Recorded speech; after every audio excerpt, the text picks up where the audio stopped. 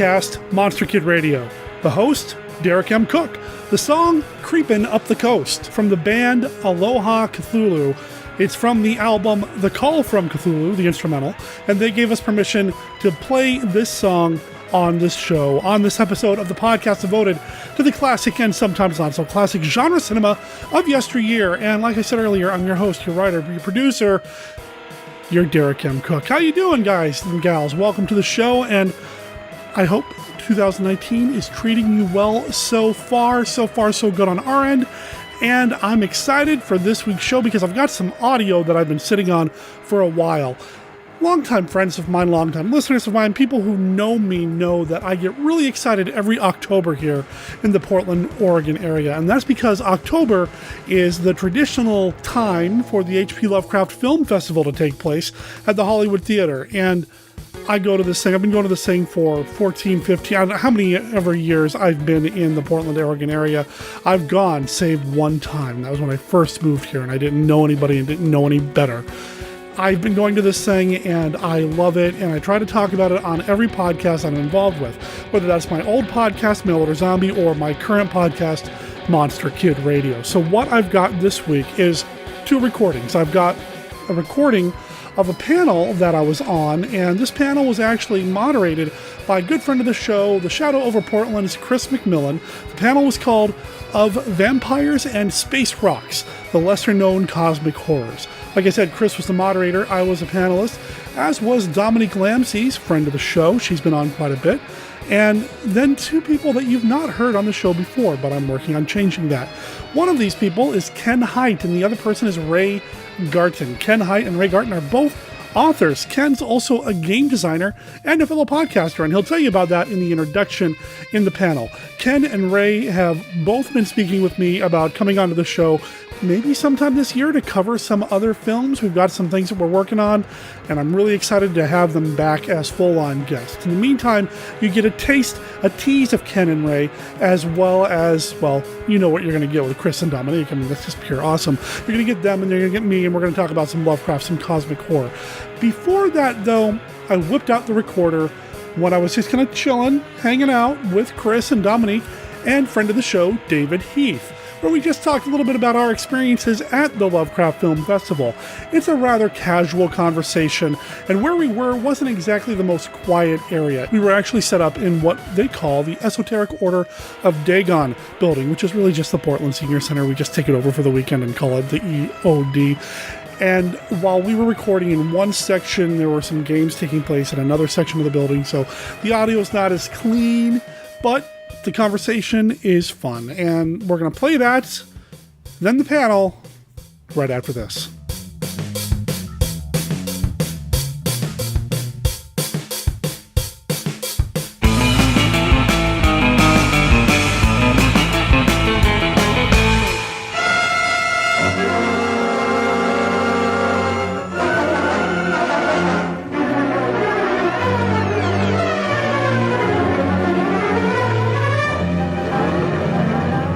Ladies and gentlemen, I'm Richard Carlson.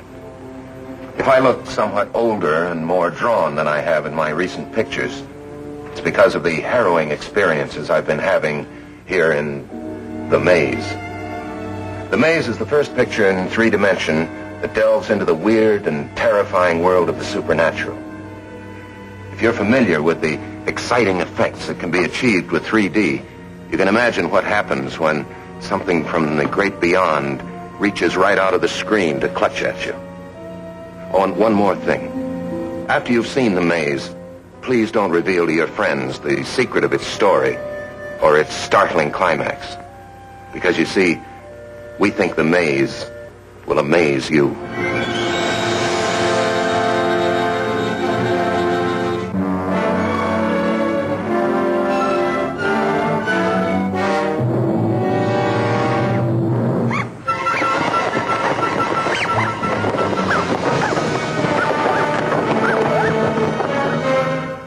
Fearful secret was hidden from the world for 200 years.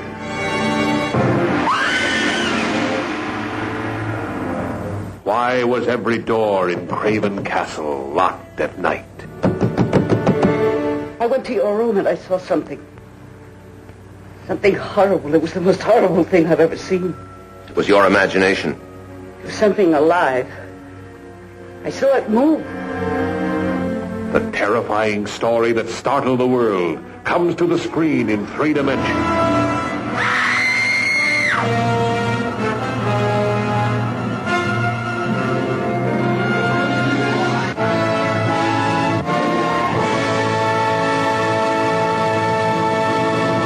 How do you do? We're about to unfold the story of Frankenstein.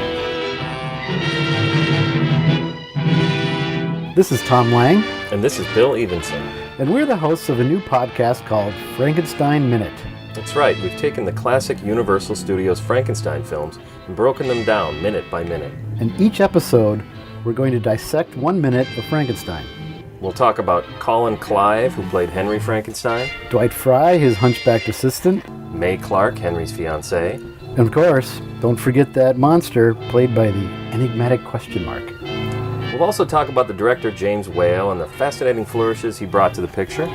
And Mrs. Percy B. Shelley, Mary, of course, the author of the original novel on which the film was based, and the difference between the novel and the film.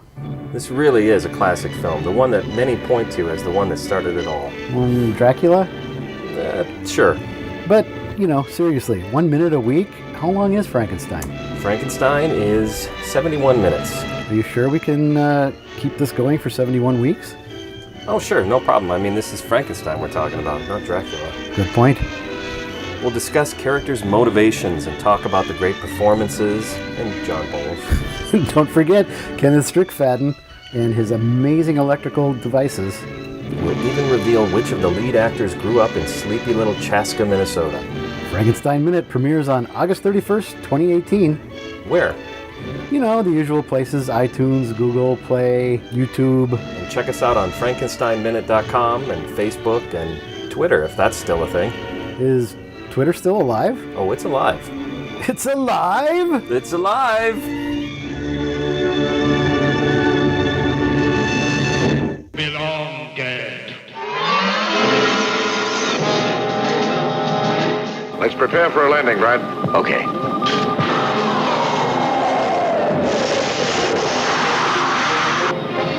In a 40G gravity atmosphere, strange thing happens to man's body and mind.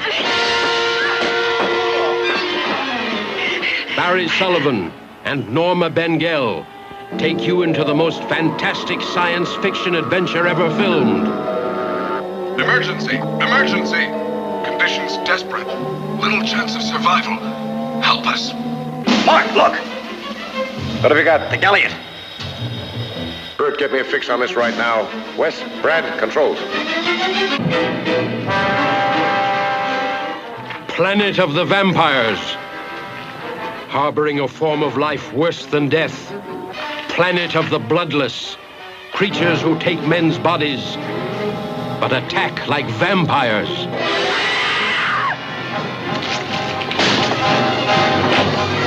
I'll tell you this, if there are any intelligent creatures on this planet, they're our enemies.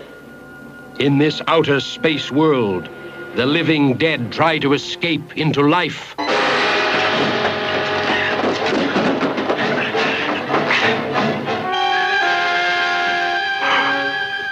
Alice. No, just his body. And I'm just one of many beings on this planet. And we're fighting to survive. It's imperative that our race continue to exist.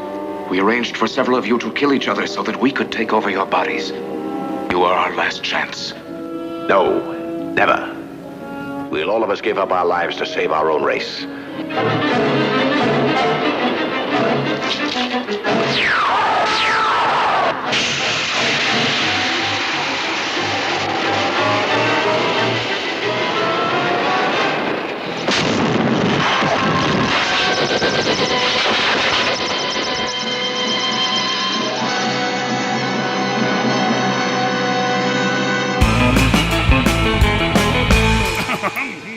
Was that a bless you moment or just a cough? I mean, I'm not sure. I'm preparing.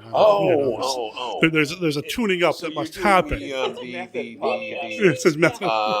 What's his name? To get ready.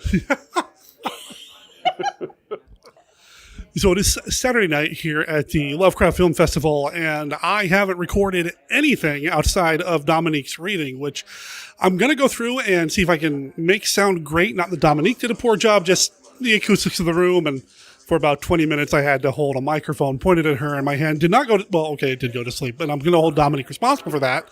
I'm not here by myself. I wanted to record a little bit with some friends at the Lovecraft. I'm just going to go around the table, tell us who you are and what you've enjoyed so far. This is Dominique, the aforementioned reader.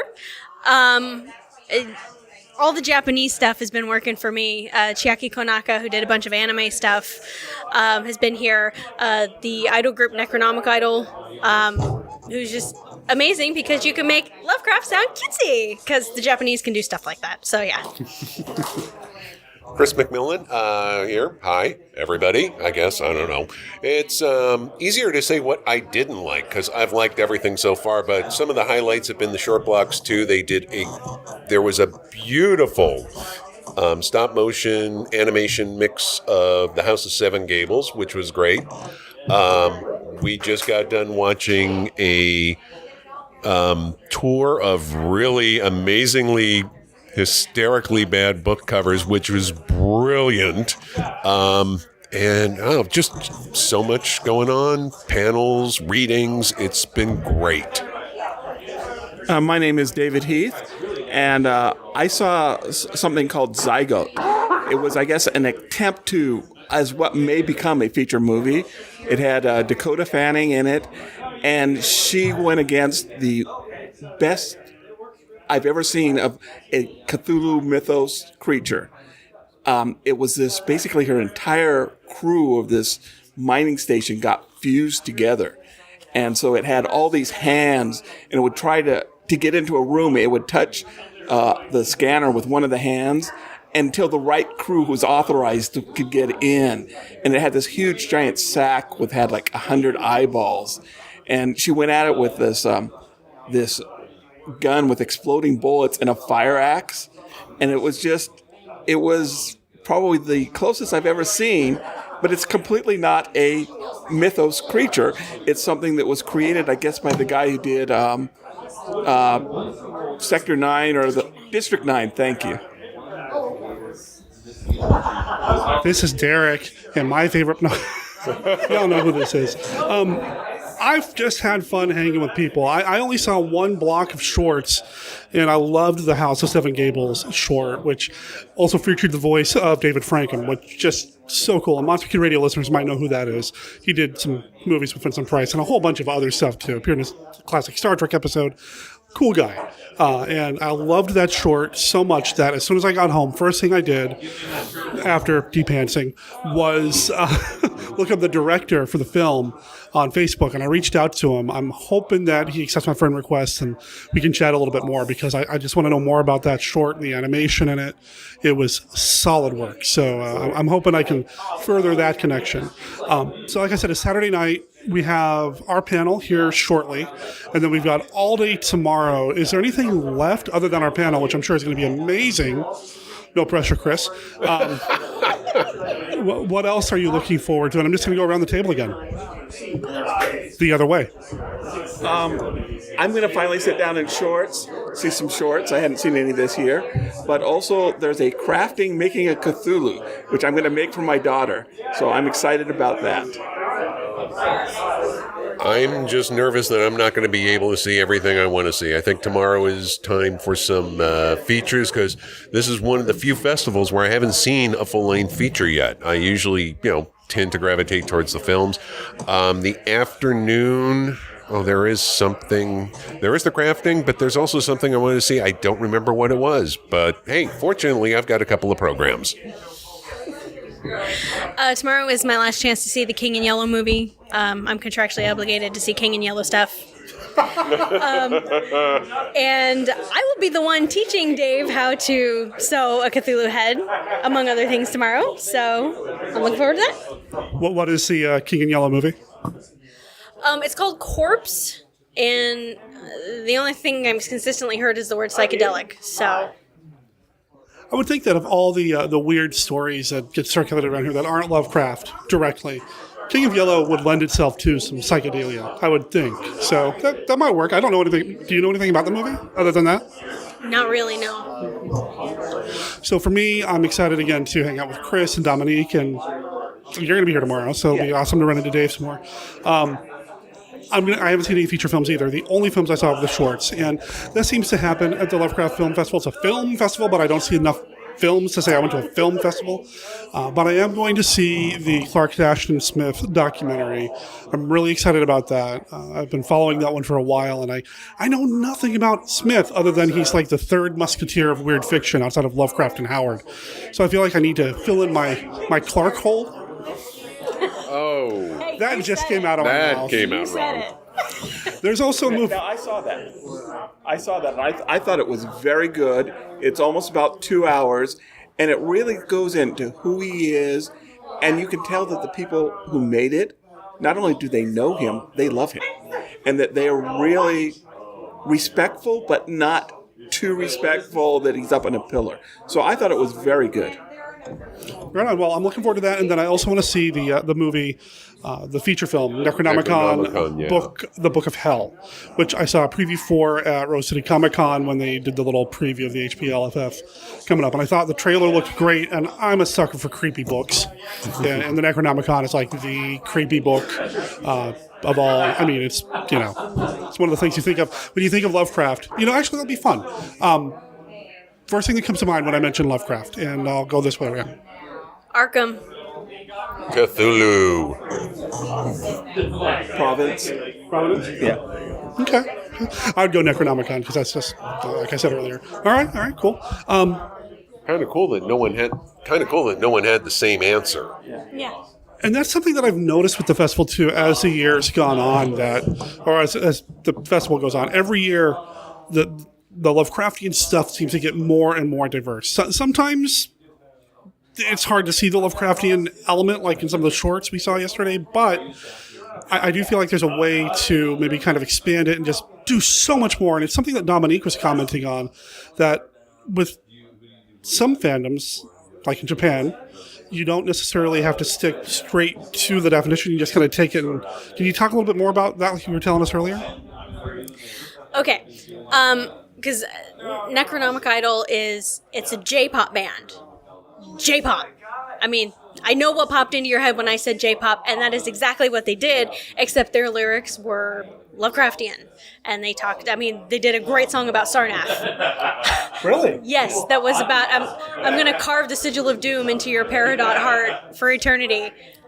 To like 80s aerobics music, and I'm just like, this is amazing. Oh my God. Yes, it was. Some of the words are in Latin. Some of the words of the songs are in Latin. They did a song called Azathoth that it was basically every other line was Latin, but they I think that was one of the doom metal ones that they did, but it was like an incantation, the way, because they vocalized it so well, and it's because in America especially we tend to stick very in your lane. Stay in your lane. You're doing sci-fi, do sci-fi. You're doing horror, do horror. And we have this certain set of expectations when we come to Lovecraft. So, and one of the things I love about Japanese in general is that because they have kind of so many societal rules that when it comes to the creative stuff, they're like, screw this, I'm doing whatever I want. So you see, cute little dancing skeletons everywhere and like dead bodies in kids' anime and stuff like that. It's just there's no real rules, and I kind of wish Americans would do that more with Lovecraftian fiction. Okay. And it wasn't just the singing; they were dancing too, and their dancing told a story too. It was all combined. Yeah. Now, I'm sorry. Go ahead. Oh, I'm just still trying to wrap my head around a J-pop band doing doom metal. That I really shouldn't have missed. Wow. I was just about to say that, man. I'm glad that we did the bad book cover show. That was fun. But I feel like maybe I missed out by not seeing that set. There are YouTube videos. I'll go and watch some of the YouTube videos. I'll try again. I didn't really get it when I first checked them out. But hearing what Dominique said, and it just sounds like it's going to be fun. And it's going to include things that I love, just maybe in a different flavor, and I'm all about that. That's fine. Just bring it. I want to see it. One thing that happens to me at the Lovecraft Film Festival. I've talked about this on the show over the years, and I talk about it with Brenda all the time, and people are probably tired of hearing me talk about it. But this festival, I always walk away from it feeling like, I can't wait to go do this and create that and make this, whatever. Years ago for me, it was about, I'm going to go make a movie, and now it's about I'm going to write something or create something or do something with audio. Does that happen to you guys at all? This is my battery recharging. And this comes at a time of the year I need it. And I've already, in the last 48 hours, got so many skeletons worked out of short stories that, this is where I recharge my batteries. I'm with Dave. This is my recharging point. I mean, I come in to this festival, and this gears me up not only for October, just to carry through the rest of the year and get stuff done. I am so energized by all the creativity, hanging out with you guys, meeting people I only see here. You know, I never see them any other time but here, and listening to them talk about their stuff, and it's a recharge. You're right. For me, it's not so much a recharge as it is a learning experience. Because when I come to this convention, I always walk away feeling like, oh, I learned something that I can try. So for me, the guest of honor is Chiaki Konaka, who did the film Marebito. So just listening to him talk about, because he was talking about, not necessarily traditional J-horror, which is a little more my thing, but how modern Japanese horror was influenced by old Hollywood, and the things that they did differently and why they did it differently. And that was just like, okay, I have this thing here that I can use, so I want to use it. So I'm going to go home and write a bunch of J-horror is what I'm saying.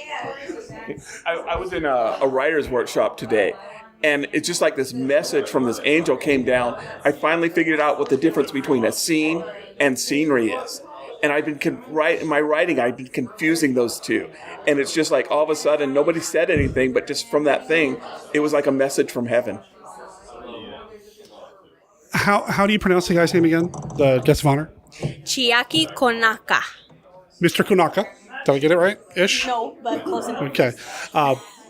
He was involved in some Ultraman stuff, and just a shout out to Kyle Yount and the Kaiju Cast.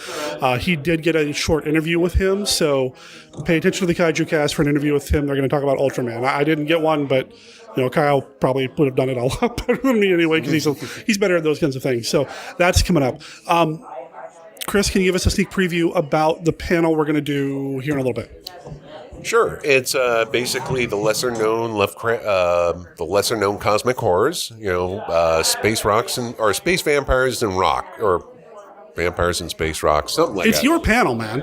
Yeah, I know. It's been a long couple of days. that it's kind of the glaze over is starting to come in. I need to go home and get some sleep after this. But anyway, what it's going to be about is about the lesser-known films that contain Lovecraftian horror. If you're, if you know anything about the Universal horror movies or sci-fi movies in the 50s, you know that Space Rocks is the one I'm bringing up first, the Monolith Monsters, and we're going to take it from there. We've got a few surprises in store. So I remember we were talking. Oh, yeah. Yeah. Derek's like, oh, God, we are bringing that up. We'll see if we get to it. But are we really? I thought we were just kind of joking when is it? Oh, boy. We can. It does kind of fit in. We're not going to tell you what movie we're talking about. Oh, wait. I never kid about that movie. I am bringing it up, and just so everybody's clear, I'm bringing up Mario Bava as well. Well, of course you got to bring up Mario Bava. So anyway, we're going to have some fun with this. We're going to talk about some of the movies that contain elements of cosmic horror or maybe Lovecraftian themes that you may not think about or you just may not know. So it's going to be fun. Looking forward to it. I am bringing up a kaiju movie, and it's not Rodan. Oh. Although Rodan's got some good stuff in it. I am bringing up a kaiju flick. Don't tell us. I'm not. I thought that was the surprise you were talking about, but then you gave me this look, like, oh no. Well, the movie fits. It really does, and you'll know what it is when Dominique brings it up. It's gonna be awesome.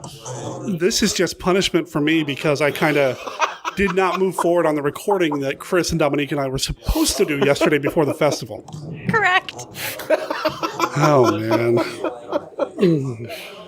in any way. It's going to become common knowledge when we announce the lineup and that sort of thing. But the Plan 9x9 podcast, one of the people at this table is, actually all three of you guys are going to be guests, but one of them is one of the big donors. So I want to say thanks to you, Dave, for being so involved in the Plan 9x9 podcast Kickstarter. Oh, you're welcome. I'm just excited to be part of it. Me too. Can we make Plan 9 Lovecraftian? Is there anything in there that we can bring in? Anything Ed Wood at all? That's probably your department, Dominique. Is there anything in Ed Wood? Yeah. I mean, there's all the devil stuff at the end of Glen and Glenda. No. I don't think so. I don't think you can do Plan 9 because that's just a straight invasion film, and that's not cosmic horror. That's just that's just UFOs versus the military. It's a lot of stock footage versus the military, or vice versa. Yeah. Well, I mean, stock footage. Hey, if you've got it, use it. And the movie that we're going to be talking about on the panel has a lot of padding. No. The closest I would say is that the San Fernando Valley is California's equivalent to Lovecraft Country. Okay. Interesting. Okay. Having not been there, I'll take your word for it. I'm a California native, third generation, and 1950s San Fernando Valley is about as close as you can get to Dunwich. And now I want Lovecraftian psychedelia from San Fernando Valley, California. Maybe not the 50s, maybe like the 70s. That's what I want now. I don't know enough about it to write it, but somebody out there, please create this medium, this fiction for me to enjoy. This will be awesome. Anything else before I hit off on the recorder? Everybody's shaking their head no, not speaking, which is the best podcasting ever. This was awesome. Thanks, guys, for letting me shove a mic in your face for a few minutes.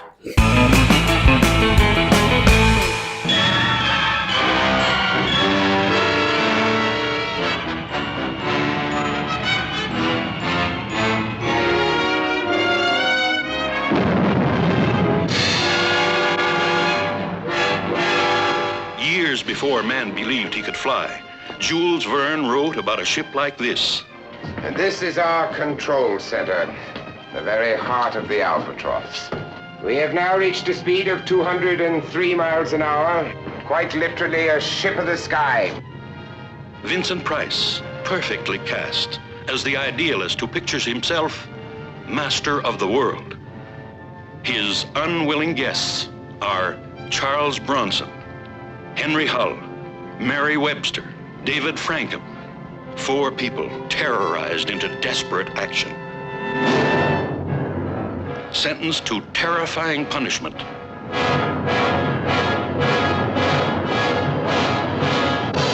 I am a man unto myself, Mr. Prudent, who has declared war against war. That is the purpose for which this ship was built. You below, this is Rover speaking. Do exactly as I say, you have no choice.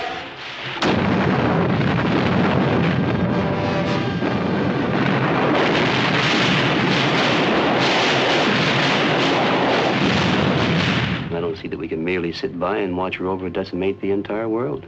And what else can we do, Mr. Struck? Destroy the Albatross. And ourselves with it? Moment by moment, you cross over new horizons with Master of the World.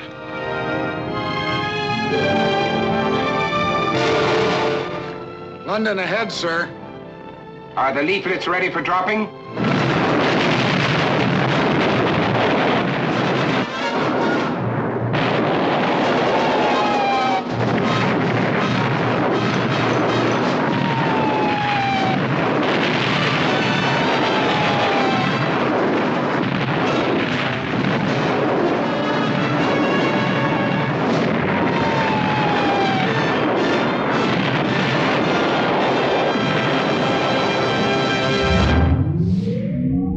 Welcome to Planet 8.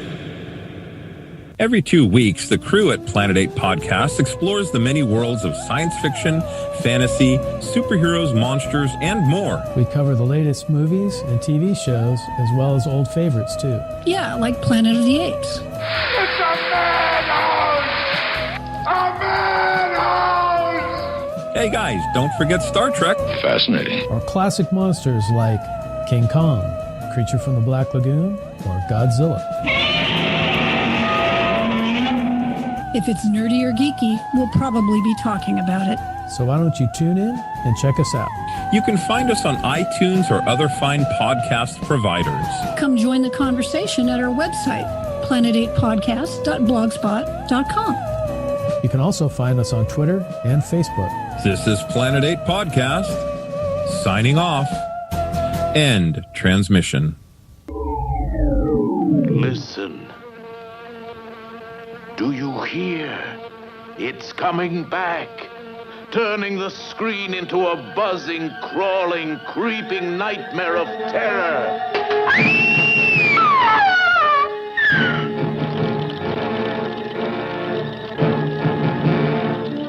This is the son of the original Fly, daring to explore the forbidden science of transmigration that brought horrible death to his father. You look as if you've just seen a ghost, old man. It was the Fly. Fear that will fasten its choking grip on you, as his weird experiments spawn the twisted monstrosities of a living hell. The Rat Man, whose hands and feet are changed to paws. The living corpse who rose from his coffin. And the return of the Fly, seeking revenge with 1,000 eyes. Smashing anything that stands in his way. Suppose he does come here. What if Philippe does not have the mind of a human, but the murderous brain of the Fly? Then he will have to be destroyed.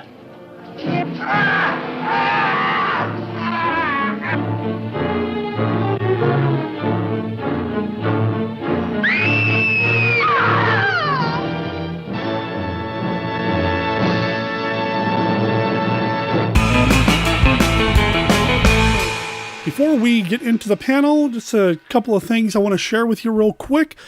Towards the back half of the panel, it's going to start sounding like some conversations just kind of stop and start abruptly. And the reason for that is because of how we had the microphones set up, the recording device set up in the Esoteric Order of Dagon building while we were recording the panel.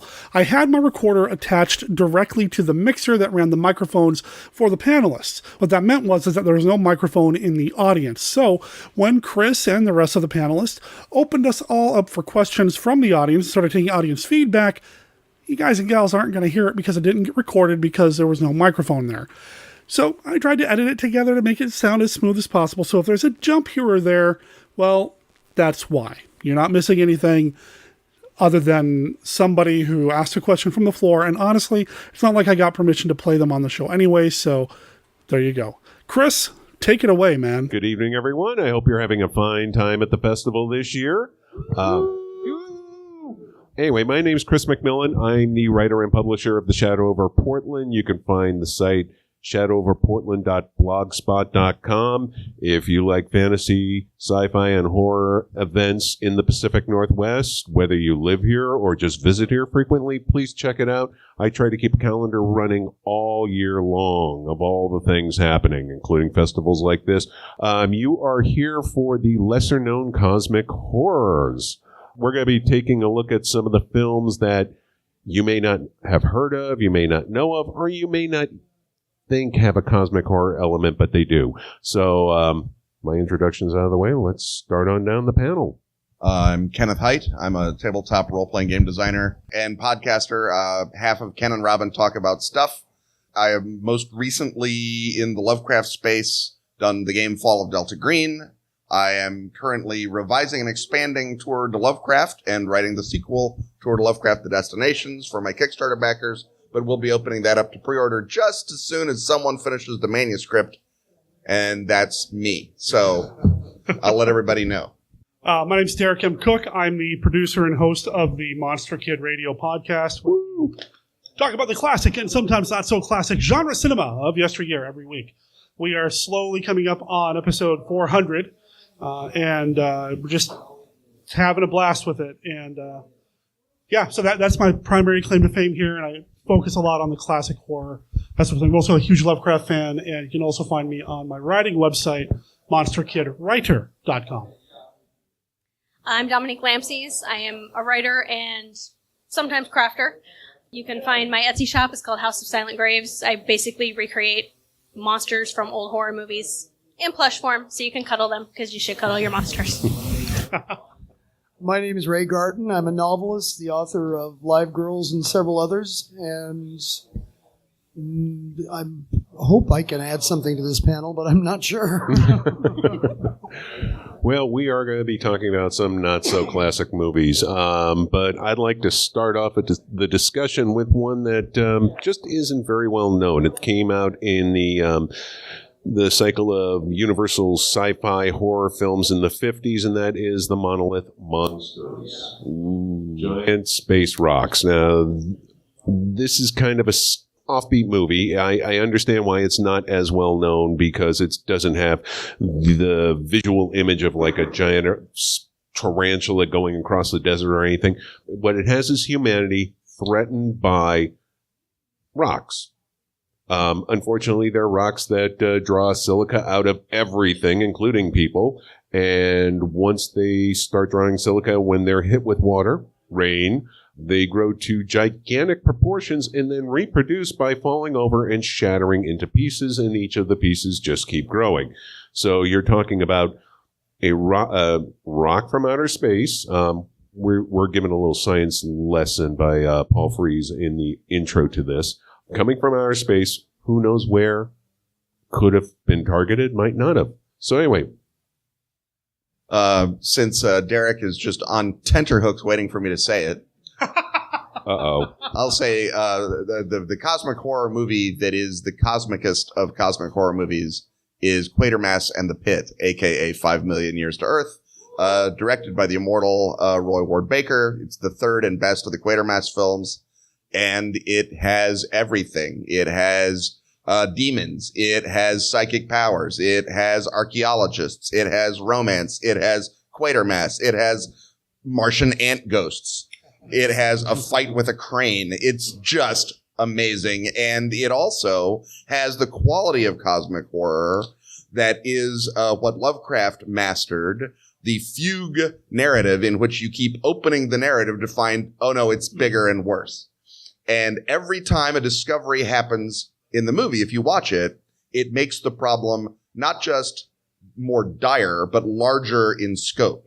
So they think, man, this street has got hauntings all the way back to medieval times. Oh, look, there's cavemen in the strata. Now we're back even farther. Oh my God, this is not a Nazi rocket. It's a spaceship. And everything just keeps getting bigger and bigger until finally the mystery of humans' nature and civilization is called into question by the film. It's a masterclass in expanding scope, which is the core value of cosmic horror, because anyone can put, a plate of calamari behind a green screen and say, but to create the part of it that is cosmic that's what you have to do. You have to open up the minds of the characters and then ideally of the viewers to the irrelevance of humanity and the presence of vaster truths than we are physically capable or mentally capable of comprehending. And that's what Quatermass and the Pit does. Well, now that brings up a question I'm eager to ask this panel, because I've always thought about it.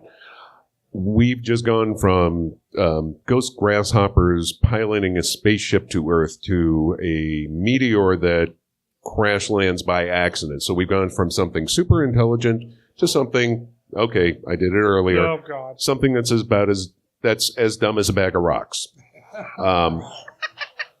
Which he's here all week.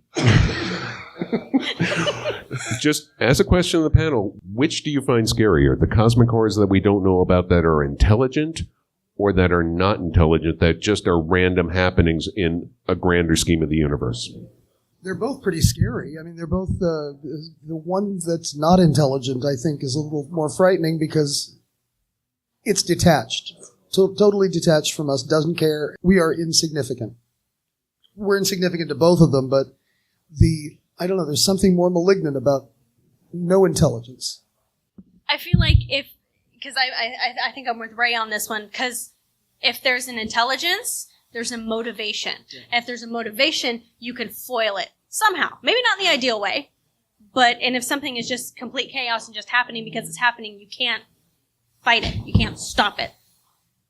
Yeah, I think if you start thinking intelligence, you start thinking about intent, and then you can start getting closer and closer to the Auguster-Lethian good and evil kind of thing that he kind of put in. And I don't know how cosmic horror that really can be.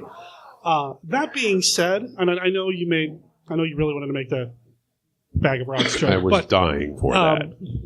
And I know you said, they're just rocks, but do we know they're just rocks? That is true. We never find out. Do they exist on a plane, or do they have an intelligence or a psyche that's so far removed from what we're able to interpret as reality that we just view them as rocks? And, it's still terrifying. They're not taking anything away, but, do we know that that's what they are? Well, they obviously have a growth and reproductive cycle, which suggests something. Maybe, but so does fungus. So do... But anyway. I'm looking up the name of the movie because I've forgotten it, but I was going to have basically your answer there, which is that the scariest to me is a thing that Lovecraft sort of hints at with Azathoth, the idiot chaos at the center of the universe, that the intelligence exists on such a vast scope that we can only perceive a random or idiotic fragment of it. And the example in film that Tim Powers, of course, does this magnificently with The Endless.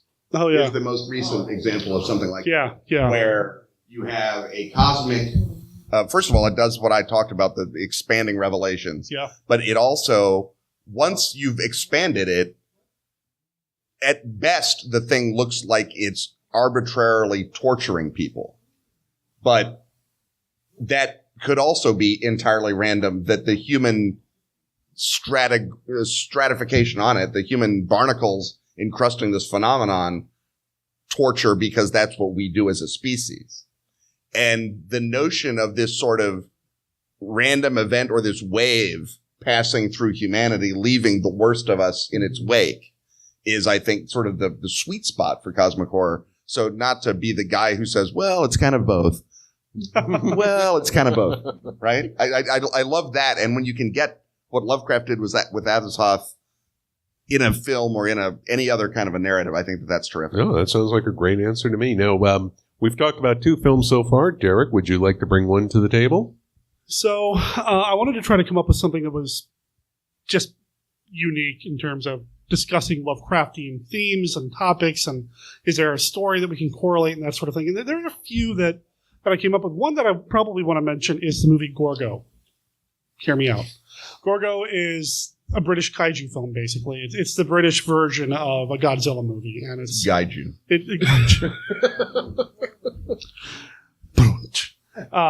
Are you familiar with the movie Gorgo? It's a great film. I love this movie quite a bit. I love a crowd where everyone nods when they're asked, are you familiar with the movie Gorgo? It's like, of course. Get to the point, Derek. There's a great Blu-ray of it. Highly recommended. And it's a giant monster movie, but there's a little bit more to it than that. And if you watch that movie and you read the collaboration that Lovecraft did, The Horror at Martin's Beach, I believe is the name of the story, you're going to see a lot of potential parallels here. So that's probably where I'm going to start. I have some other movies that I'll bring up later. Yeah. Dominique? I'm actually going to bring up a movie that I saw here at the Film Fest a few years ago. It's this really difficult to find, I think it was a BBC movie called The Stone Tape from 1972. Yeah. The great Nigel Neal. So good. And that one is, I know it was Lovecraftian because I'm watching it and I'm actually not really understanding 70% of what they're saying because it's so scientific and uber detailed and stuff, but I get the basic gist and I understand what they're getting at. And for someone who doesn't like science like me, that's kind of part and parcel to Lovecraft, honestly. Fiend Without a Face. Ooh. Oh yeah. Does that work? Okay. That's certainly good.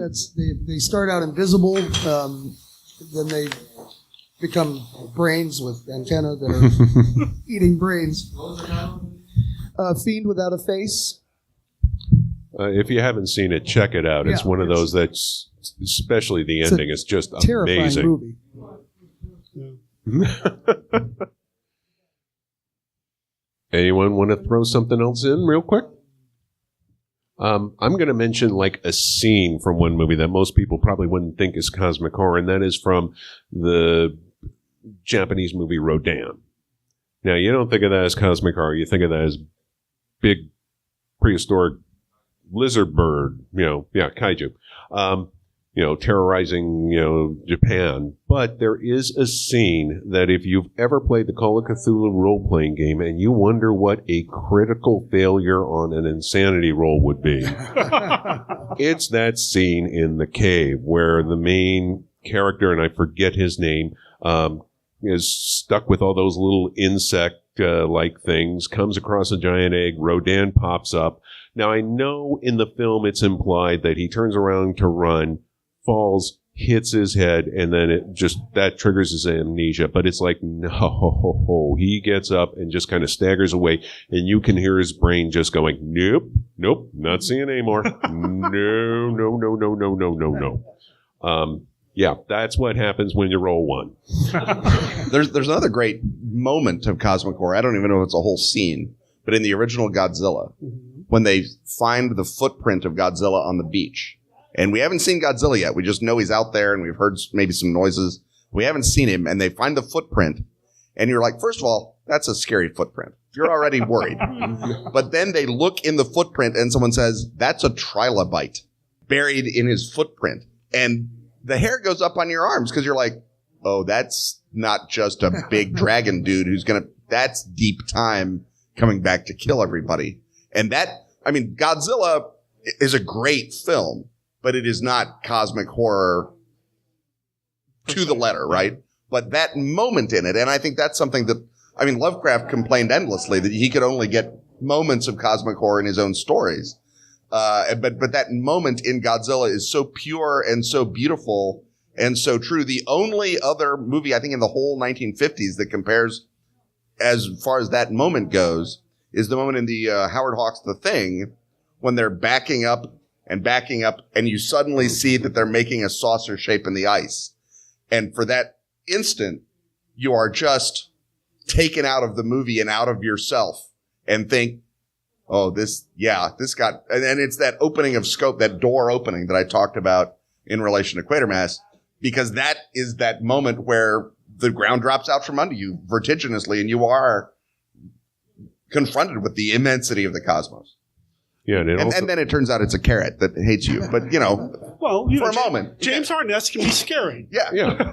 Not least to Peter Graves. Especially in the shadows, they kept him in. Yeah. I also love the way that they set that up where, they start going out, and all of a sudden when they get to that point where it's a saucer, the music just dead stops, and it sounds like a bad edit. Mm-hmm.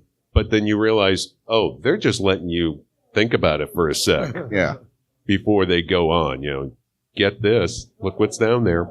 I want to follow up on the Godzilla thing, and you mentioned Rodan. I think, sure, the later kaiju films in Japan, especially later in the Showa era, and especially the Heisei era, the movies start to get a little silly. And, and Toho knew what their audience was. It was kids. But if you look at the earlier output from Toho or Daiei, who was doing Gamera, I think you can get a little bit of that as well, because when you see these giant things, these giant creatures that lived somewhere that we happen to be as well, but we never saw until it really kind of puts you in your place in terms of cosmic importance. If there's a Godzilla, if there's something making Rodan eggs underneath the earth, what else is out there? And how long has that been happening? And how long have we been cohabitating with this thing without really realizing it? And and can we build a robot to fight it? Yeah, which is very important. In the 70s, Toho put out a movie. The English title is Space Amoeba, which it's also called Yog. Has nothing to do with Yog-Sothoth. It's basically a giant squid thing walking around. The costume's not the best, but but it's got tentacles, so some people might say it's Lovecraftian. But there is a moment in that that is very similar to the Rodan moment or the Trilobite moment. And it's after the monster attacks and decimates a village, and the scientist and a photographer and a woman who's there because they needed a woman in the cast find a survivor, and he is just catatonic. And yeah, maybe it's just, he saw his village destroyed, but again, it's one of those moments. He failed a sanity check. There's something that he just saw that makes no sense in his sense of reality. It should not be, despite the fact this is in Japan and, well, they've seen Godzilla for the past 20 years. This should not be, but yet it is, and it did some real things to his friends and his village and his body, and it's just a great moment, and it's a fun film. So. Trollenberg Terror. Crawling Iron. Yeah, that's that. The things you were saying about that movie reminded me of that. That's qualifies. Yeah, that's a good one. That really is. Another one I like to think about as far as cosmic horror is it doesn't sound like it should be a cosmic horror movie. Is the original Universal The Mummy? Now, sure, you've got another great. Oh, he failed his sanity roll because he saw the mummy moment. But what really made this, it's got a couple of different things. First of all, the ending is very, to me, cosmic horror-like, because you've got the scientists who have figured out that Imhotep is going to kill the woman who he thinks is his reincarnated bride or lover, and they go racing to stop him. It's men of science, and Imhotep just kind of freezes them in their tracks, and it's only when, I forget the character's name, Zeta, well, the actress, Zeta Johann. Remembers that, yeah, there is reincarnate, I was this, and she prays to Isis, and Isis smacks Karloff down, basically, which implies that there's something out there more powerful than us, older than us, elder godlike, that we didn't know about, but also it plays with the idea of tainted bloodlines, because this woman is walking around with no idea that she is the reincarnated spirit of something until it's brought out. It may not be as mind-destroying to her as it is to some of Lovecraft's, characters that find out they've got something hidden within them that is not quite on the up and up. But, still, it's a Lovecraftian moment in that, I think. My opinion. Well, originally there was going to be a little bit more with the reincarnation. Parts of that film kind of played up, and I don't know exactly why you didn't see it all, but there was more looking in the pool and seeing more previous lives and things like that. That was originally going to be part of that film anyway. So, there's more of that. Yeah.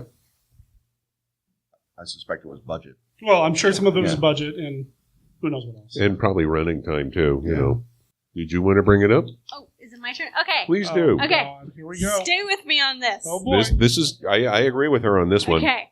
There's a movie, Mystery Science Theater 3000 fans know it. It's called The Creeping Terror.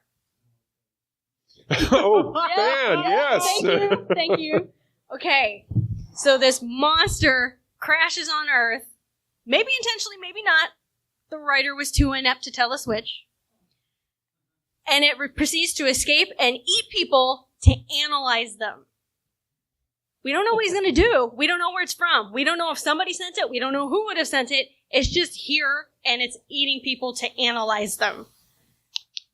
And it's going to send all the information it gets from this creature off into space somewhere. We don't know what's out there. What's waiting for all this information to come in. It's like the narrator, because they didn't really do a good job recording sound, or said they did something wrong with that. Said, just one thing? Pardon? Think you said one thing wrong with that? I said the sound. Okay. I'm just going with the sound. All right. We can talk about the monster all you want. I love that thing. As the narrator tells us, the scientist said, oh, hey, and, who knows? Whoever's going to receive it could be dead. But then there's that just keep watching the sky moment. Yeah. Yeah, right at the end. Any comments on that one? There's got to be. So on my podcast, I try to be pretty positive about every movie that we talk about. I'm the guy who is launching a Plan 9 from Outer Space podcast. I love Monos, The Hands of Fate, and I watch it straight. The Creeping Terror is a difficult one. For me, it put me to sleep repeatedly when I tried to watch it recently. And I have a lot of things about that movie that I would not say in my podcast because, again, I like to try to be pretty positive about it. What Chris and Dominique just said about that movie makes that movie sound like it's incredibly deep and is riveting. It's got this great... No. Okay. No, I did not mean to convey that at all. Deep. It's not deep. Please. It's not. No, it's not. No. But somehow, even the most inept person sometimes taps into something that is. No, it's totally an idiot savant moment. Yeah. It is absolutely an idiot savant moment. Yeah, he just tapped into something that is bigger than what he probably was, or what the writer was probably thinking about. You know, it's like, oh, why don't we do this? Wow, that was a great idea. Why couldn't you write better? And get a better budget, and get better actors, and record the sound. You know, whatever. You're still pondering. No, just The Creeping Terror is one of those movies that hurts me a little bit. I'm going to need another moment. Okay, well, let me put this question to everybody here, since Derek brought it up. Manos, the Hands of Fate. Don't blame this on me. Okay, but I'm saying, is it? Well, what do you think? The presence of magic or hypnotism or whatever the hell that is does not make something cosmic horror. It just means there's a dude with a magic power and a crazy outfit. I'm not talking about the dude with the crazy outfit. I'm talking about the fact that they drove to a place that has no connection to anything else in the known world, and that there's weird people who are clearly screwed up in the head doing weird things that we can't fathom. Whether or not there's magic, there's something clearly that we don't understand happening. I mean, again, the Lovecraft does more things than just cosmic horror. And the fact that, yes, that's a Lovecraftian trope. Yeah. Innocent people take wrong turn. But that's also a lot of other horror. And it can be as conventional, he said, as The Hills Have Eyes, which is just, oh, they're just cannibals, you crazy kids. Or it can be, magic weirdness a la Manos Hands of Fate, or it can be frickin' Dunwich Horror, where, oh yeah, there's straight up, the Yog Sothoth is down there getting it on. So the trope of took wrong turn, people are fucked up, while potent, is, I don't think, necessarily definitive on the question of is it cosmic horror. To follow up on that, though, there was a sequel to this film that came out a couple years earlier this year, I believe. Well, I think it came out on DVD earlier this year. Yeah. It's about as official a sequel as you're going to get to Manos. It's called Manos Returns, and it's got three of the original cast members in the film reprising their roles. Who hurt you, Derek? Right? No, and it was produced here in Oregon because Jackie. Who hurt you, Oregon? The little girl lives in Oregon, but she's not a little girl now. Anyway, she's an artist in, I think, Salem. I don't know where she lives. Anyway, it does kind of expand a little bit on what you're talking about here, and even takes it a step further that once you're there, you can't really leave easily. And it does expand a little bit more on the bleakness. I don't know if it would go full on cosmic. Maybe it's a little bit more Lovecraftian. I did talk to the director of photography, and he did mention that they were trying to add some Lovecraftian things to it. Was it successful? I see the movie, find out for yourself, I guess. But yeah, and I agree. I mean, okay, the possibility was there in the script, but it as we all probably know that Warren probably wrote it down on 3 cocktail napkins in the bar after he made his bet that he can make a movie. But the elements might have been there.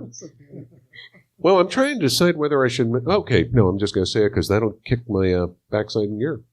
Having written an audio drama based on Manos, I tried to incorporate some of the Lovecraftian elements I felt were in the original script that never got out. So hopefully sometime in the next year or so. Well, I told you I'm trying to kick myself in the butt and get it out there. Hopefully in the next year or so we'll be able to tell you about that. You can let me know if I did it or not. Does anyone have a question not about Manos Hands of Fate? This is really bothering you, isn't it, Ken? Well, okay. We have spent more time thinking about Manos Hands of Fate than everyone involved in Manos Hands of Fate. Does anyone out there have... Wait. I mean, Life Force is straight up based on a Cthulhu Mythos novel. It's based on The Space Vampires by Colin Wilson. Yeah. I mean, Life Force is absolutely... It's a straight up Cthulhu Mythos movie because it's based on a straight up Cthulhu Mythos novel. It just loses the plot, but... Does it lose the plot more dramatically than, say, the 1960 whatever it is Dunwich Horror does. I don't know. I mean, Are you talking about Dean Stockwell? Yeah, right. Yeah, 1970. 70, right, yeah. Well, I would say it's at least much more entertaining when it loses the plot than the Dunwich Horror. Yeah, I because like that movie. Come I on. mean, I like that do movie too. a great deal. Don't get me wrong, but wow, I mean, Life Force, when it goes off the rails, it's not only going off the rails, it goes off the rails, jumps on another track, jumps off those rails, jumps on a bridge, and jumps off the bridge. I mean, it's... The good thing about the last 2/3 of Life Force is that it turns into an apocalypse movie, right? Which many of these movies, they imply the apocalypse is like, oh, if this gets out, civilization we know it is destroyed. Life Force is like, oh yeah, we've destroyed it. And in London is a blasted netherworld by the end of Life Force, and they're talking about should NATO nuke London. I mean, this is not a small potatoes movie, even in the sort of a weirdly constrained version that we saw in the theaters. And the European cut, while different, is not any more cosmic. It's just a little weirder. So yeah, I mean, Life Force is straight up. I mean, Little Shop of Horrors, that's just look at that, a second intelligent species. I mean, is Day of the Dolphin a cosmic horror movie? I don't know. I don't think so. I mean, I like Little Shop, but everything can't be cosmic horror any more than everything can be vanilla. That's true. And I think Day of the Dolphin wouldn't be cosmic horror unless they say all of a sudden the dolphins say thank for the fish and fly off. Right. Or they start saying, yeah, yeah. Yeah. I want to see that movie. Yeah. If you read the short story Dagon, that is basically the sort of, scribbled nightmarish first draft of Call of Cthulhu, that's basically just a kaiju movie in that he doesn't see anything scarier than a giant frog monster, and that there was a race of giant frog monsters at some time. And then he goes and he does a whole bunch of drugs and he's worried that there's a frog monster. I mean, that is not, that is not implicitly more or worse cosmic-y than, Godzilla is. I mean, maybe Godzilla versus the smog monster, not so much, but Godzilla, you could certainly read it that way. You could read Godzilla as a Japanese version of Dagon, basically. I think it depends on the film. Like you said, they've given Godzilla and the others so many different origins as they've gone on. I think if you look at some of the ones that treated a little bit more seriously, like the original Godzilla, which is just phenomenal, versus, say, like, I don't know, Godzilla versus a smog monster, like you said, or something like that. I think it really kind of depends on which film and how they approach it.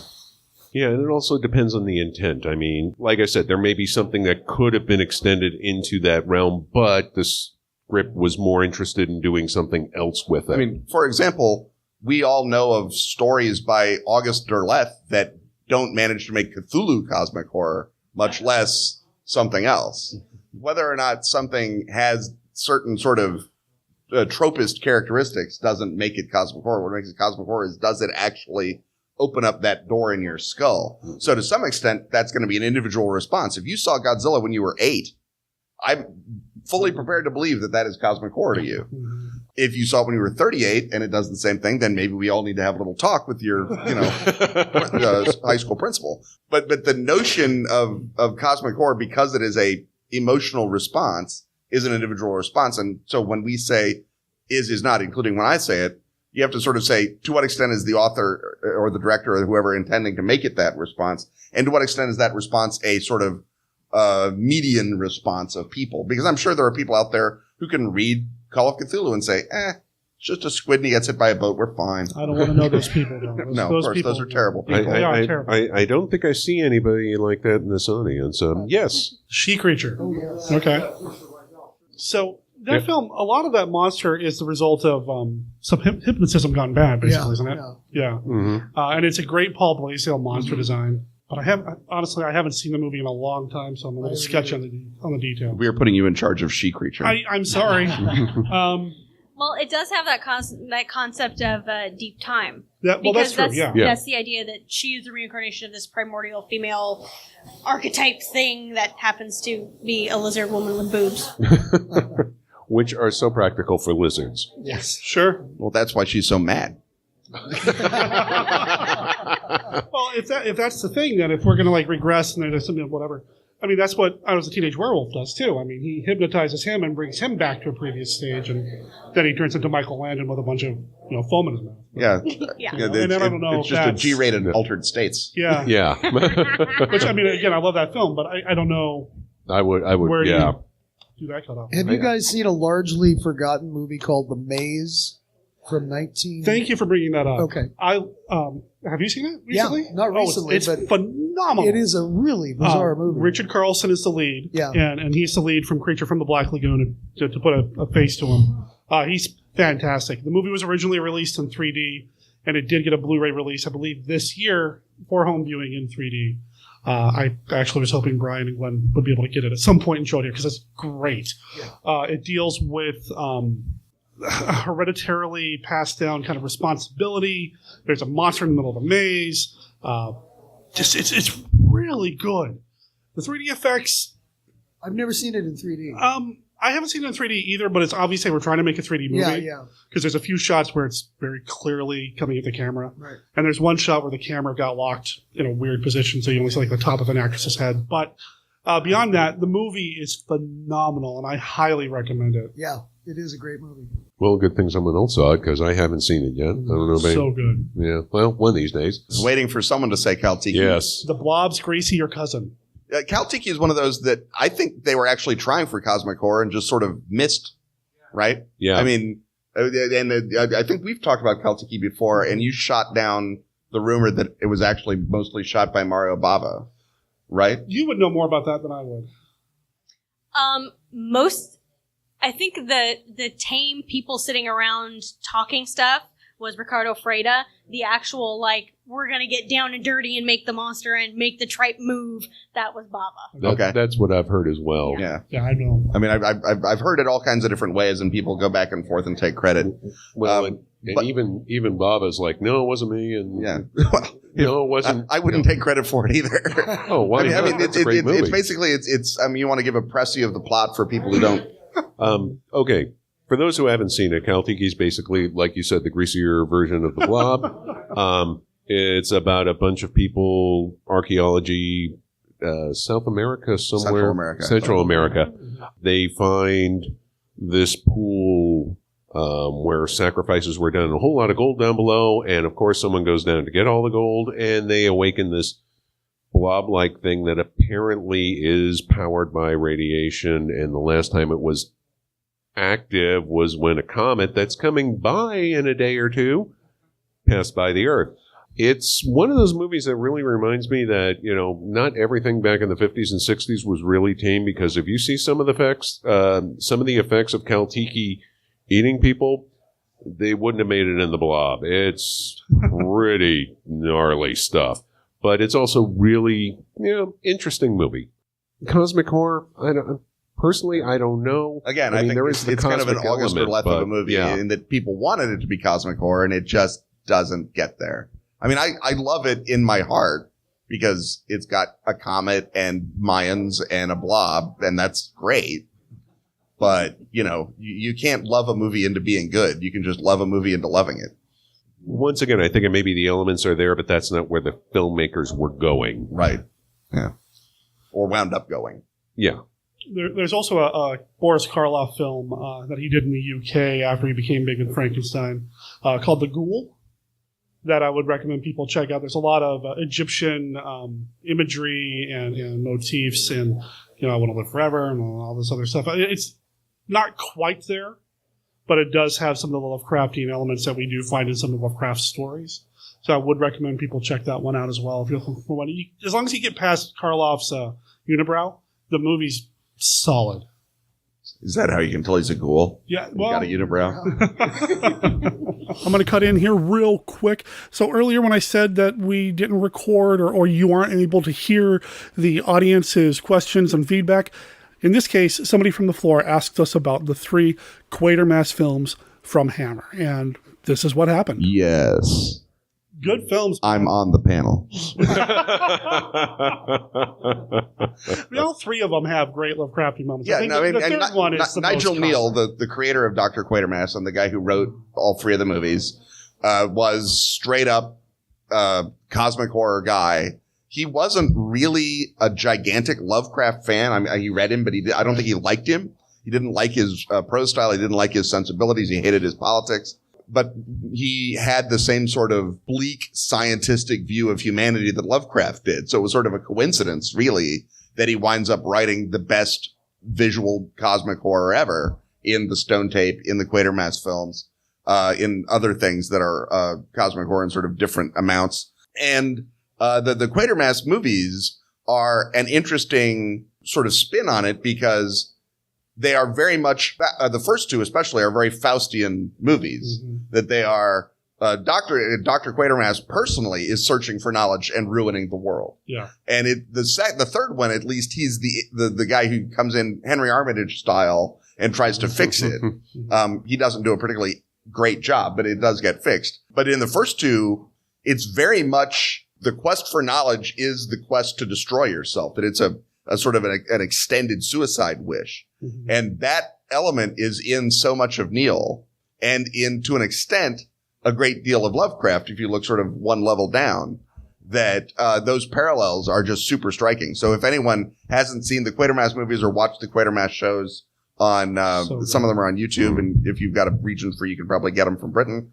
They're all like that, and they're super great and very corrosive on all human institutions. I mean, Quatermass 2 is an indictment of politics, democracy, the military, and religion, I think, as well as science.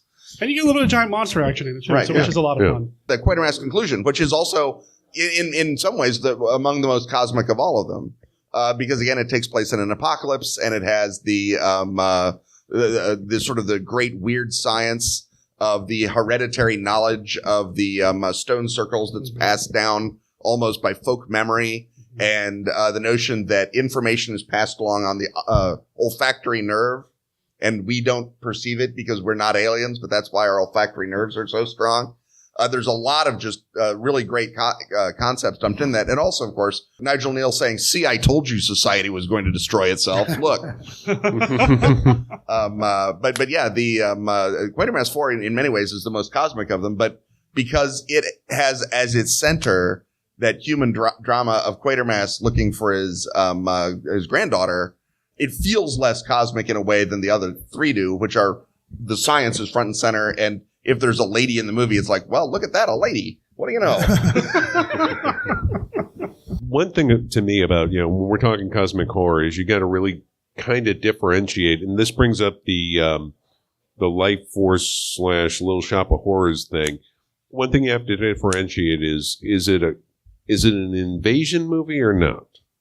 And I think when you think invasion movies, you're thinking like War of the Worlds. You're thinking, invasion of Body Snatchers. Yeah. Well, yeah, to a point. Day of the Triffids. The word invasion is right in it. Yes.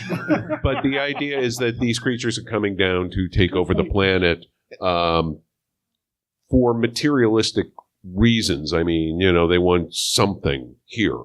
Where cosmic horror, it's just kind of like, well, that's where I would go with Invasion of the Body Snatchers. Cosmic horror is just kind of one of those chance You're things. saying that we're just accidentally in the path of those seed pods. Yeah, basically. Like we were in the path of the monolith rocks. Exactly. Right, yeah. We're just accident. They just happen to be here. They've drifted through space. They land here and they're taking us over just because that's what they do. Whereas I like to see that as their wagon trains, right? We're the West to them. And they just show up and settle. Yeah, and that's another thing that brings up about the idea of intelligence. Are pod people really intelligent? Because we see the end results and they're just basically the same people. They've got no concept of what happened, before. They're just like, oh yeah, we're different. We don't have emotions, but we remember everything they know. They're not any smarter. So I think those are the although they have a certain hive sensibility to them that we know. Which is okay. Well, what about a movie like Planet of the Vampires, which is actually a little bit of both? Mm-hmm. Because you've got these intelligent creatures that want to survive, and it just so happens that it's humans that show up there that they can take over. Yeah. Spoiler alert. Yes, and also a unsung influence on Alien. Alien, yes. If anybody hasn't seen Planet of the Vampires, watch it, and then you will just see, oh, hey, Ridley Scott saw this because that's the same shot or at least, as in. Yeah. And it's a Mario Bava film that he put his name on and was happy about. And it is gorgeous. Yeah, on that note of 1950s SF movies, I would say Forbidden Planet. Although it's actually The Tempest, it feels a lot like At the Mountains of Madness to me. Yeah. Oh, yeah. Oh, yeah. Definitely. Good call. When you see that the Krell have disappeared, but they've left behind their Shoggoth, their id monster. Yeah. I mean, that's very, very strong. And Robbie the Robot as the sort of, good half of the Shoggoth, the slave Shoggoth that's still tame. Yeah. There's a lot of stuff going on in Forbidden Planet that is, over and above the greatness of doing The Tempest in space. Yeah. It's just a great movie on a lot of levels. Phenomenal film. Yeah. I'd like to throw one out just to see what you guys have to say about it, because it's probably my favorite horror movie. Are there any cosmic elements to The Black Cat, 1934, Boris Karloff? There's madness. We can be friends. Absolutely, right? And there's architecture that is a signifier for evil in the same Lovecraftian way. I would say you can see Lovecraftian qualities in it, or things that Lovecraft and Edgar Ulmer were both concerned with, because Ulmer never heard of Lovecraft, I'm pretty sure. Yeah. And I know that Lovecraft didn't see Black Cat. But you can look at the sort of concerns that they all have with traumatic psychology, with family poison and things like that, and with the architecture, especially modern architecture. Lovecraft would have loved that part of it. That I told you modern architecture was evil, you bastards. But the story is at its base. It's it's The Hills Have Eyes, basically. And so it's not. It's got a human quality to it, despite being phantasmagoric and crazy in its affect. Yeah. If that makes any sense. Yeah, I don't. Yeah, I love that movie. Don't get me wrong, but I agree. I don't think there's very many Lovecraftian elements to it, but wow, what an amazing film. If you haven't seen it's 34, right? If you haven't seen 1934, it's The Black Cat, one of Boris Karloff's and Bela Lugosi's greatest collaborations. So good. And be sure you see the one with Boris Karloff and Bela Lugosi, because they remade it in 40-something? They've done it a couple times. 43, and it's not the same thing. Yeah, without that set, it's not the same movie. Yeah, Ulmer, oh man, just his set design, his aesthetic is beautiful in that film. Man, it's so crazy. Oh, love it. Yeah. I wrote a whole Trail of Cthulhu scenario inspired by it. Yeah. Wow. Black Chateau. Awesome. In which the house is an outpost of Carcosa. Oh, I love that. Because that's how much I love that house. Oh, it's so cool. It's so cool. I got to mention Horror Express. Oh, yeah. Oh, yeah. Horror Express, Peter Cushing, Christopher Lee, Telly Savalas, and it works on a train that is not going to go where it's supposed to go. It's a great film, 70s, kind of an Italian-Spanish co-production. Wonderful music. And it does do the thing where it keeps revealing worse truths. Worse truths. But it doesn't go up and out, really, even though there's the sort of putative ancient fossil. It still feels very Sax Romery in the sense that there's that, sort of earthly evils are what we're concerned with, which is great. But I don't have that deep time sense, even though because you get a head fake toward with that fossil. Yeah. But it doesn't really pan out, I think. Sure. It's just mentioned that it's taken over by something other, something other of this world. Right, yeah. But you don't know if it's a demon or an alien, but it's probably a demon. I do have to add into your bit about Telly Savalas and works. You have to mention that Telly Savalas plays a Cossack soldier. And it works. Yeah, Kojak is a Cossack. It's awesome. Yeah. Wow, that could be a TV series I would watch. Right. Who love you? I will kill you if you do not tell me who love you. I'm going to throw out one more because it's a favorite of mine. It's kind of an underappreciated sci-fi horror one, Event Horizon. Oh, yeah. Oh, well, hey, there's a few people who have seen that then. Everyone loves the first 2/3 of Event Horizon. Well, because it's the really part that's kind of interesting. Yeah. You've got this spaceship that they designed to project a wormhole on itself so it can travel to space. It vanished. It came back. Things aren't cool. It does get into a little bit of an action film towards the end, which kind of deflates it and a little bit Hellraiser-y, but still, it's the idea of science finding a realm that's not in our best interests. What do you guys think? Yeah, I mean, I think the first 2/3 of it are very cosmic. I mean, it's straight up, sort of from beyond Dreams of the Witch Housey. Mm-hmm. Well, we went into hyperspace. Oh, that was not a good idea. Well, the architecture of the ship as well. Oh, is based God, on a it's cathedral. gorgeous. I mean, it's the way the ship looks itself. I mean, if you want to talk about Lovecraft's fetish for some certain architecture. Yeah, it's almost like Black Cat in Space as far as the architecture goes. Yeah, the science fiction horrors. I will leave you with the observation that the classic Star Trek, the original Star Trek episode, What Are Little Girls Made Of? Yes. Is at the Mountains of Madness again. Yeah. Mm-hmm. And the way you can tell that it was on purpose is it was written by Mr. Robert Bloch, who definitely knew what he was doing. Well, don't they even have a line in there, like the old ones? The old ones in the dialogue. And it's Ted Cassidy that says it. Yeah, works, man. It's awesome. The old ones. Yeah. Very good. Did you see that they were saying? Oh, yeah. I was looking at the clock, too, and we've got to go because they're setting up a panel. Thank you for coming, everyone. Really appreciate it. Enjoy the rest of the festival. We'll see you around. To unexplored planets, captured by unknown powers. Yog, monster from space.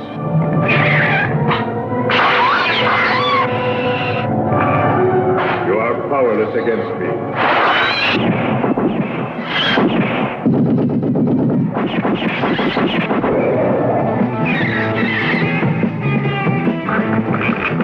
An irresistible, terrorizing monster.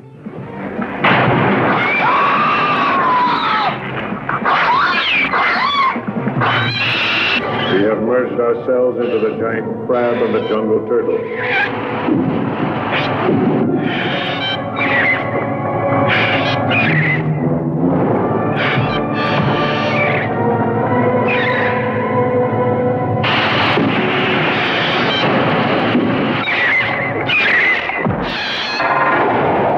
Monsters never before seen.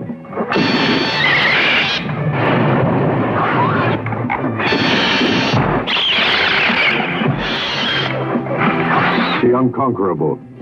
The unbelievable.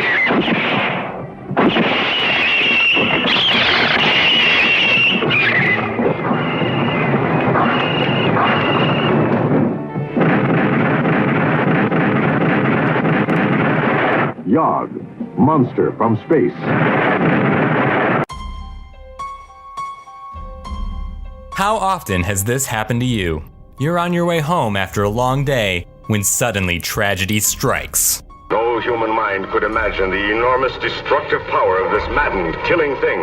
Professor, there's a big lizard back there and he's heading this way. Now get aboard! It's the kind of thing which can ruin your weekend. To prevent catastrophe, you need the Handbook for Surviving a Giant Monster Attack. This book features extensively researched methods to help you survive a giant monster event. You'll discover which vehicle you should use for making your escape, which method of counterattack is best for specific types of monsters. Hydrogen weapons, capable of wiping cities, countries off the face of the earth, are completely ineffective against this creature from the skies.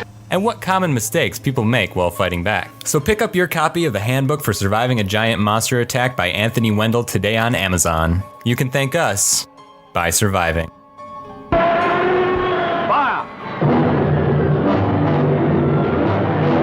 No motion picture of our time has ever unleashed sharp spectacle of such scope and realism as up from the depths of prehistoric mystery rages Virgo. The headlines of the world blaze the fabulous story of this monster from another age, catapulted from some vast sub-ocean cavern by unprecedented volcanic action. And the headlines scream the story of the reckless skin divers who captured the monster and put it on exhibition. Sam! Pull out! Drop the nets! What do you think you're doing? Okay, take it easy. I can't let him go back to the sea where he belongs. Why? Maybe to save your silly skins for you. Hurry, hurry, hurry to see Gogo. But the headlines do not record the story of a little boy who had a curious sympathy and understanding for the fantastic creature. What strange secret does he know that scientists only suspect? You trying to say there may be a fully grown one of these things around somewhere? How big would a full-grown one be? An approximate guess. The infant. The adult. That will make it nearly 200 feet tall. Wreaking terrible vengeance against the civilization that has captured its offspring. Towering over the cities of the world as millions flee its awesome terror. Prepare! Prepare while you still can! Prepare!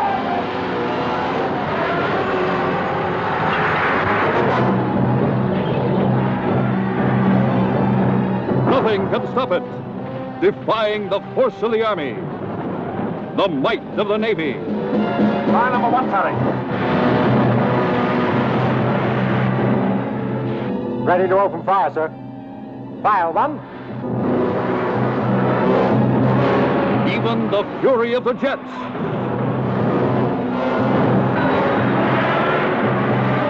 In a crashing crescendo of sights never before beheld by human eyes, and adventures never before experienced by any man or woman.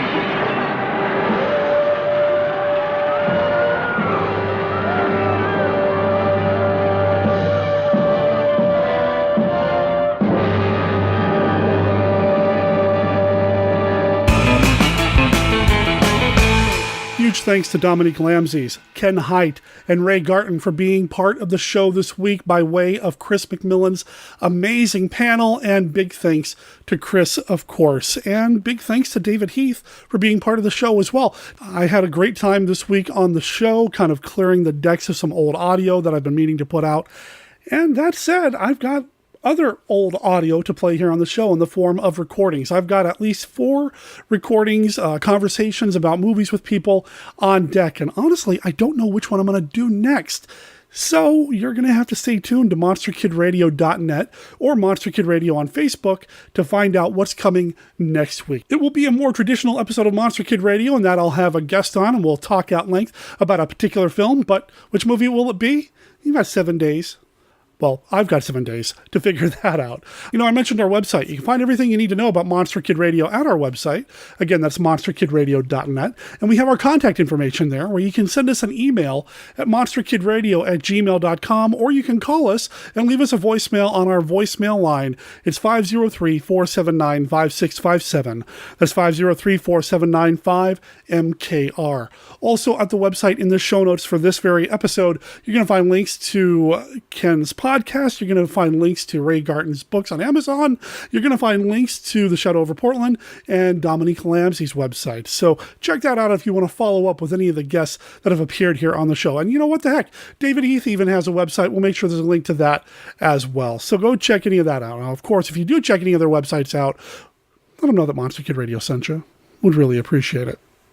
We are on Facebook. We are on Twitter. Please consider joining the group and liking the Facebook page, retweeting the tweets, or following me on Twitter. I'm real easy to find. I'm at Monster Kid Radio.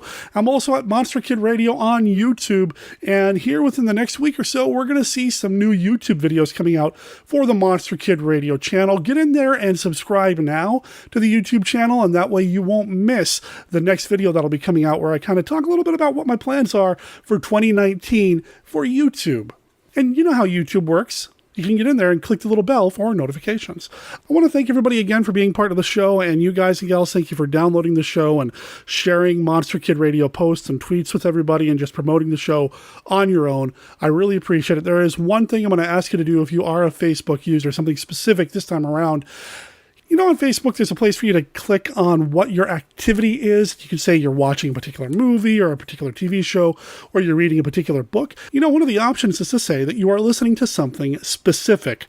Well, while Monster Kid Radio won't auto-populate and it won't have a fancy link, if you're on Facebook, please consider noting that you're listening to Monster Kid Radio when you're actually listening to Monster Kid Radio. I don't know if it does anything for us Facebook algorithm-wise, but it might be kind of cool just to kind of see more of that, and then maybe put a link to monsterkidradio.net or the Facebook page in there as well. If you follow me on Facebook, you saw me do this very thing, but not with Monster Kid Radio, but with the Kaiju Cast. Now, Kaiju Cast is a podcast produced by my friend Kyle Yount. You guys and gals know him, probably. He's active on Facebook. He's a Monster Kid, but more importantly, he's a Kaiju Kid. Okay, more importantly, he's a heck of a guy. He's a good dude. He's a good friend. He's a great podcaster. And they celebrated their 10-year anniversary earlier this month. How amazing is that? Now, Kyle does this thing on the Kaiju Cast where they do a live show. They call it the emergency broadcast to celebrate their anniversaries. And they did the emergency broadcast on the 13th of January. You could have listened live and participated in a chat room. But if you didn't listen live, you can still download the show as a podcast, which you can find over at kaijucast.com. Of course, it's available on iTunes and everywhere else. And look them up on YouTube as well. In fact, side note, look up the documentary Hail to the King, 60 Years of Destruction on YouTube, because that was directed by Kyle Yount. It's all about Godzilla fandom in Japan. It's so cool. Okay, end of side note, back to the Kaiju Cast. I just want to say congratulations to those guys and gals over there. Kyle has been a very important figure for me in terms of my Monster Kid dumb and my podcast dumb. And I'm going to tell you why. One, and I think I've told this story before, I did not know the Kaiju films for a long time. I knew what Godzilla was and that sort of thing, but I hadn't really watched any of them. That changed one year when Scott Morris was out visiting, and Tom Biegler was there as well. The Hollywood Theater held a screening of King Kong vs. Godzilla. Kyle introduced it. I had a blast watching the movie, and that really started me on my path of going back and making sure that I had seen all the Godzilla and Kaiju films and Gamera films and all those. And now, while I'm not the expert Kyle is, I've seen nearly all of, well, what's out there, and I love them so much. And I've really fallen in love with Ultraman, and I really have Kyle to thank for a lot of that. The other thing, though, is, and I told Kyle this earlier today, in fact, he might not have known this, and I don't think I've really shared this with anybody, but he kind of sort of inspired the format of Monster Kid Radio. And specifically what I mean here is the Kaiju Cast is always Kyle, but he also has guests on the show. People like Jeff Dean, Rachel Cook, Charles Babbage, a whole bunch of people are on the show. And those are just people that I know off the top of my head, and I'm forgetting a ton of people, and I'm really sorry if you're listening and you didn't hear your name. I know that he's had so many people on the show in the past. I've been on his show in the past, and he always tries to keep it fresh. He doesn't have the same person on the show every single time. He has repeat guests, sure, but if somebody can't make it, somebody else comes in, or if somebody's visiting from out of town, they come on the show. And it's really cool to get that kind of rotating stable of guests and co-hosts. Sounds kind of familiar, doesn't it? One of the reasons why I rotate guests here on the show and to have different people on every week and try not to do back-to-back the same person, just try to keep it fresh, keep it rotating, is because I heard what Kyle was doing on the Kaiju Cast. I really liked it. I really liked the dynamic of having different voices there and how each show felt different but still related because Kyle was kind of there guiding the ship. I wanted some of that from Monster Kid Radio, and I took that from Kyle. So, Kyle, I don't know if you listen to Monster Kid Radio, but if you are listening, I'm going to tell you again, thank you and congratulations. Okay, that brings us to the end of the show. Once again, thank you for listening. And remember, Monster Kid Radio is a registered service mark of Monster Kid Radio LLC. All original content of Monster Kid Radio by Monster Kid Radio LLC is licensed under a Creative Commons Attribution Non-Commercial No Derivatives 3.0 unported license. Of course, that doesn't apply to the song Creepin Up The Coast, the instrumental from the band Aloha Cthulu, who you can find at alohacthulu.bandcamp.com. Look up the album, The Call From Cthulhu, the instrumental. You can buy this 6-track album for $1. In my mind, they have severely undervalued this thing. It is worth so much more because each one of these tracks is so cool. Big thanks for them letting us play their music here on the show. Go check them out and let them know that Monster Kid Radio sent you. My name is Derek M. Cook. Ciao.